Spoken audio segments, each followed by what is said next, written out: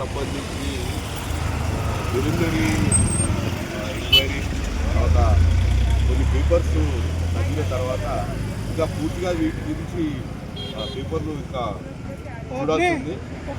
అలాగే survey number 144 మరియు survey number 145 ఈ యొక్క భూమి అనేది పట్టా భూమి. మొత్తం 348 ఎకరాల 25 గుంటల భూమి.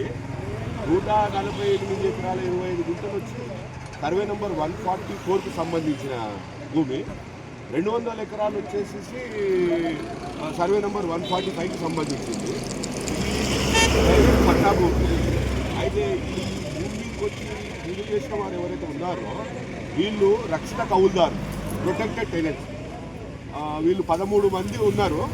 టోటల్ 348 ఎకరాల 25 గుంటలకి 13 ఫ్యామిలీస్ ఉన్నాయన్నమాట. అయితే వాళ్ళ మధ్యలో యాజ్ ఆఫ్ టుడే ఎలాంటి పార్టీషన్ అనేది జరగలేదు.